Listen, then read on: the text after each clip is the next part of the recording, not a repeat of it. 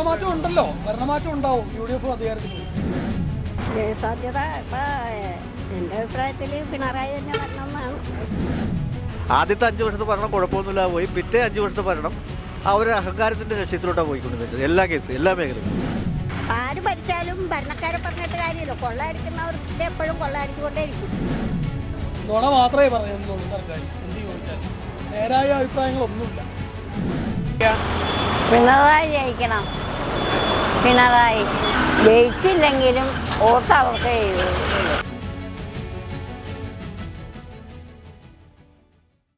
UDF ജയിക്കും. ബാബുവിൽ കൂടുതൽ ഭൂരിപക്ഷമായിരിക്കും UDF സ്ഥാനങ്ങളിൽ. ഭരണമാറ്റം ഉണ്ടല്ലോ, ഭരണമാറ്റം ഉണ്ടാവും. UDF അധികാരത്തിൽ വരും. ഇപ്പോൾ UDF കുറേ ഗ്യാരണ്ടികളൊക്കെ പ്രഖ്യാപിച്ചിട്ടുണ്ടല്ലോ, അതൊക്കെ നടപ്പിലാക്കുന്നതായിട്ട് കരുതുന്നുണ്ടോ? നടപ്പിലാക്കാന്ന് പറഞ്ഞു കഴിഞ്ഞാൽ പറ്റാവുന്ന ഇപ്പം ഏതായാലും ഖജനാവ് കാലിയാണല്ലോ. ഇനിയിപ്പോൾ കയറി ഭരണം തുടങ്ങിക്കഴിഞ്ഞാൽ ഒരു ഇതൊക്കെ ആക്കാൻ പറ്റുമെങ്കിൽ ആക്കിത്തരും, ഉറപ്പുണ്ട്. അപ്പോൾ ഒരു അതിനേക്കാൾ ഉപരിച്ചാണ് ഇപ്പം നോക്കുന്നത് ഈ ഭരണമാറ്റം വേണം എന്നുള്ളത്. ഭരണമാറ്റം വേണം. രണ്ടാമത് ഞങ്ങളുടെ വീടൊക്കെ മോശമായി കിടക്കുക. ഇരട്ടി ടാക്സും ക്ഷേമനിധിയും എല്ലാം പെൻഡിങ്ങാണ്. ഭരണമാറ്റം വന്നേ പറ്റൂ. പിണറായി സർക്കാരിന്റെ മൊത്തത്തിലുള്ള ഒരു ഭരണം ചേട്ടനെങ്ങനെ നല്ലതാണെന്നാണോ അതോ? ഞാൻ പറഞ്ഞല്ലോ, ഇതിന് മുമ്പ് വലിയ കുഴപ്പമില്ലായിരുന്നു. ഈ തുടർ ഭരണം വന്നതാണ് പ്രശ്നം വന്നത്. അത് കഴിഞ്ഞപ്പോൾ ആകെ എല്ലാം താറുമാറായി. പിന്നെ രണ്ടാമത് കളവ്, നുണ മാത്രമേ പറയുന്നുള്ളൂ സർക്കാർ. എന്ത് ചോദിച്ചാലും നേരായ അഭിപ്രായങ്ങളൊന്നുമില്ല.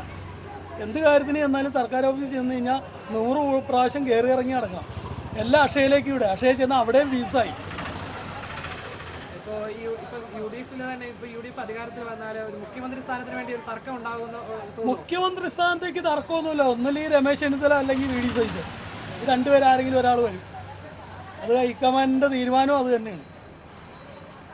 അത് അവർ തമ്മിൽ അഭിപ്രായ വ്യത്യാസം ഇല്ലാതായിരുന്നു. ഇനിയിപ്പോൾ അഥവാ VD സതീശൻ വന്നാൽ തന്നെ ആഭ്യന്തര വകുപ്പെങ്കിലും രമേശ് ചെന്നിത്തലയ്ക്ക് കിട്ടും. എൻ്റെ മണ്ഡലത്തിൽ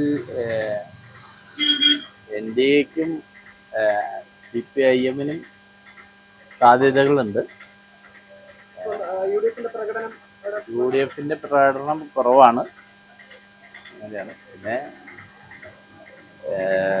അവര് വീടുകൾ കയറലൊക്കെ കുറച്ച് ഒരു 1-2 പേര് വന്ന് നോട്ടീസ് കൊടുത്തു പോലാണ്. അതിപ്പോ 3 സ്ഥാനാർത്ഥികളും അങ്ങനെയാണ് ചെയ്യണേ. ദീപക് ജോയി ജയിക്കുള്ളൂ.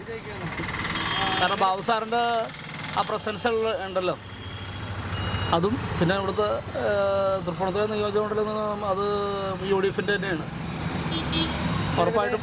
നിലവിൽ MLA പ്രവർത്തനങ്ങളൊക്കെ എങ്ങനെ? നല്ലതായിരുന്നു. പിന്നെ പുള്ളിക്കാരൻ നല്ല പ്രവർത്തനമല്ലായിരുന്നു. നമുക്ക് സംസ്ഥാനത്തിൻ്റെ ഇത് നമുക്കില്ലാത്തത് കൊണ്ടുള്ള ഒരു ഇതുണ്ടായുള്ളൂ. ബാക്കി കുഴപ്പമൊന്നുമില്ല. എല്ലായിടത്തും പുള്ളി പ്രസൻസ് ഉണ്ട് പുള്ളിയുടെ. മൊത്തത്തിൽ ഈ സർക്കാരിൻ്റെ ഭരണത്തെ എങ്ങനെയാണ് ചേട്ടൻ്റെ? ഭരണത്തെക്കുറിച്ച് അതെല്ലാം അറിയാലോ ഓൾറെഡി. ഒത്തിരി മോശമായിട്ടുള്ള അവസ്ഥയാണ്. പക്ഷെ അവർക്കൊക്കെ നല്ല രീതിയിൽ ചെയ്യാമായിരുന്നു പല പല കാര്യങ്ങളും. പക്ഷേ അതൊന്നുമല്ല. അവരൊക്കെ സ്ഥിതികളൊക്കെ വേറെ അവസ്ഥയിലേക്കാണ്. അപ്പോൾ അതാണ് അവസ്ഥ. ഒരു ഭരണമാറ്റം വേണം തീർച്ചയായിട്ടും. പിന്നെ നമ്മൾ UDF വരണമെന്ന് തന്നെ ആഗ്രഹിക്കണം. അതിൽ മാറ്റമില്ല. UDF വന്നാലും തന്നെ ഈ മുഖ്യമന്ത്രി സ്ഥാനത്തിൻ്റെ പേരിൽ തർക്കങ്ങളും കാര്യങ്ങളൊക്കെ ഇല്ല, അതൊക്കെ അവർ തന്നെ തീരുമാനം എടുക്കുമല്ലോ. അത് കോൺഗ്രസ്സിലുള്ളതാണല്ലോ. അതൊന്നും പ്രശ്നമില്ല. അതൊക്കെ ക്ലിയർ ചെയ്ത് ഭംഗിയായിട്ട് തന്നെ പോകുന്നതാണുള്ള വിശ്വാസമുണ്ട്. ഇപ്പോൾ കോൺഗ്രസ് കുറേ 5 ഗ്യാരണ്ടികളൊക്കെ പ്രഖ്യാപിച്ചിട്ടുണ്ട്. അതൊക്കെ നടപ്പിലാക്കാൻ കോൺഗ്രസിന് സാധിക്കും എന്നുള്ള അവസ്ഥ കൊണ്ടാണ് അവർ ആ ഗ്യാരണ്ടിന് വെച്ചേക്കണേ. പണ്ടത്തെ കൂട്ടല്ല, കാലം മാറിയില്ലേ. കാലത്തിൻ്റെ പോക്ക് പണ്ടത്തെ കൂട്ടല്ലല്ലോ. ഇപ്പം എല്ലാവരും ക്വാളിഫൈഡും നല്ല അവസ്ഥയിലേക്ക് നിൽക്കുന്ന ഒരു സാഹചര്യത്തിൽ തീർച്ചയായിട്ടും അതൊക്കെ സംഭവിക്കും. ഇല്ലെങ്കിൽ പിന്നെ ഒരിക്കലും ഈ പറഞ്ഞ കൊണ്ട് കോൺഗ്രസൊന്നും മേലെ ഉണ്ടാവില്ല. അപ്പോൾ നല്ലൊരു ഭരണം ആയിരിക്കും. സാധ്യത ഇപ്പം എൻ്റെ അഭിപ്രായത്തിൽ പിണറായി തന്നെ വരണമെന്നാണ്. ഈ മണ്ഡലത്തിൽ ആര് ജയിക്കുന്ന കരുതുന്നത്? ഈ മണ്ഡലത്തിൽ ഇപ്പോൾ ആരാ നിൽക്കുന്നത്? LDF. നിലവിൽ MLA പ്രവർത്തനങ്ങളെയൊക്കെ എങ്ങനെയുണ്ട്? നല്ല പ്രവർത്തനമൊക്കെ. ഇപ്പം നിലവിൽ ഈ LDF ഭരണമാണല്ലോ, അത് മാറണം അതോ UDF ഭരണം അല്ലെങ്കിൽ മറ്റു തുടർ ഭരണം ഉണ്ടാവണം? എങ്ങനെയാണ് അഭിപ്രായം? തുടർ ഭരണം ഉണ്ടാകണം. വേണമെന്നാണ്. എത്ര 10 വർഷത്തെ പ്രവർത്തനം വളരെ നല്ല പ്രവർത്തനമായിട്ടാണ് തോന്നിയിട്ടുള്ളത്. പിന്നെ പാവങ്ങൾക്കാണെങ്കിലും പിന്നെ കൊറോണ ടൈമിലൊക്കെ ആണെങ്കിലും നല്ലൊരു പ്രവർത്തനമായിരുന്നു. പാവങ്ങൾക്ക് ഒരുപാട് പക്ഷേ നമ്മുടെ ഇപ്പൊ ആശുപത്രി മേഖലയിലൊക്കെ ആശുപത്രി ഒരുപാട് മാറ്റം. ഒരുപാട് വിമർശനങ്ങൾ കേട്ടല്ലോ. നമ്മുടെ ഒരു കുട്ടിയുടെ കൈ മുറിച്ച് മാറ്റിയ സംഭവം, കത്രിക വയറ്റി പോയ സംഭവം, ചികിത്സാ പിഴവുകൾ, അങ്ങനെ ഒരുപാട് സംഭവങ്ങൾ റിപ്പോർട്ട് ചെയ്യപ്പെട്ടല്ലോ. അതിപ്പോൾ അവരെ കുറ്റം പറഞ്ഞിട്ട് കാര്യമില്ലല്ലോ. പിഴവുകൾ ഏത് ഡോക്ടർമാർക്ക് സംഭവിക്കുമല്ലോ. അവരെ തന്നെ കുറ്റം പറഞ്ഞിട്ട് കാര്യമില്ല.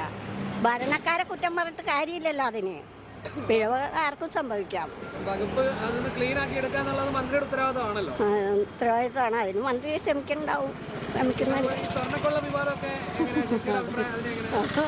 അതിപ്പോൾ നമുക്ക് എന്ത് പറയാനാ? അതിപ്പോൾ ആര് ഭരിച്ചാലും കൊള്ളയടിക്കണം എന്നുള്ളവർക്ക് കൊള്ളയടിക്കാം.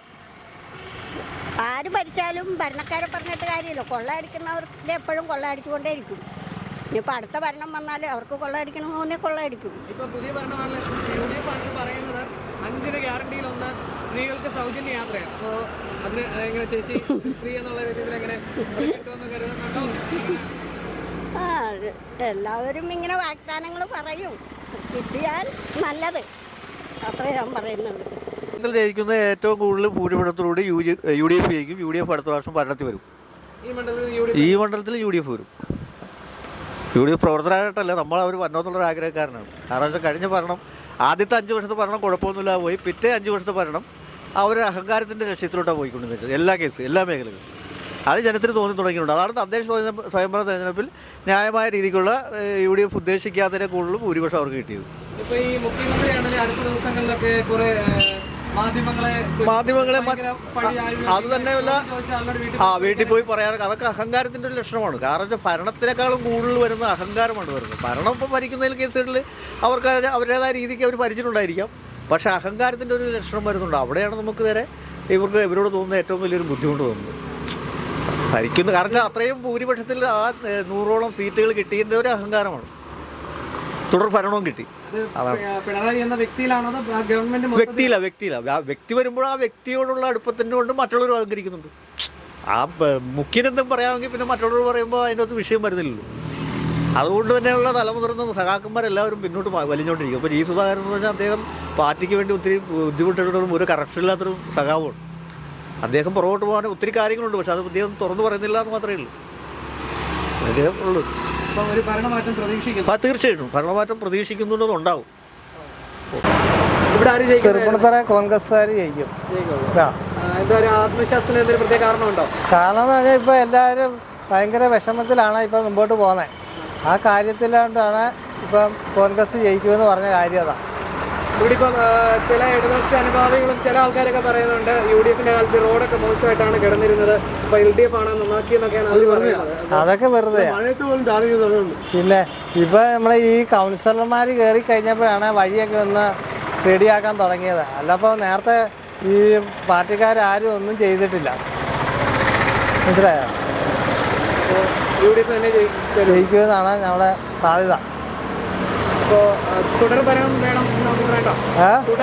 ഭരണം വേണമെന്നില്ല, ഒരു ചേഞ്ച് വേണ്ടേ? എപ്പോഴും ഒരു ചേഞ്ച് വേണം. മാറ്റം ഉണ്ടെങ്കിലേ ഒരു കാര്യങ്ങൾ മുമ്പോട്ട് പോകത്തുള്ളൂ. അഭിപ്രായത്തിൽ ഇവിടെ ആരാ ജയിക്കുക? പിണറായി ജയിക്കണം. പിണറായി. ഈ മണ്ഡലത്തിൽ ആര് ജയിക്കും? പിണറായി ജയിക്കണം. പിണറായി വിജയൻ ഇവിടെ അല്ലല്ലോ മത്സരിക്കുന്നത്. അപ്പം അതിന് പകരം വേറൊരാൾ വന്നിട്ടുണ്ടല്ലോ. പിണറായി വോട്ട് തന്നെ ജയിക്കണം. എങ്കിൽ മാത്രമേ ഞങ്ങൾക്കൊക്കെ പെൻഷൻ കിട്ടണ്ടേ.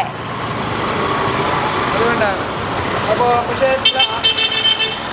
ആശുപത്രിയിലൊക്കെ ഈ കത്രിക വെച്ചതും അങ്ങനത്തെ കുറേ സംഭവങ്ങളൊക്കെ ഉണ്ടായിരുന്നു. വൈദ്യുതി കത്രിക വെച്ചതും പിന്നെ അങ്ങനെ കുറേ സംഭവങ്ങളൊക്കെ ഉണ്ടായിരുന്നല്ലോ. അതും പിണറായി വിജയൻ്റെ കാലത്ത് ആയിരുന്നല്ലോ. അതിലൊന്നും കാര്യമില്ല.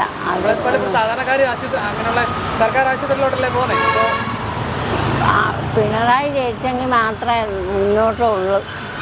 തുടർഭരണം ജയിച്ചില്ലെങ്കിലും വോട്ട് അവർക്ക് ചെയ്യുള്ളൂ.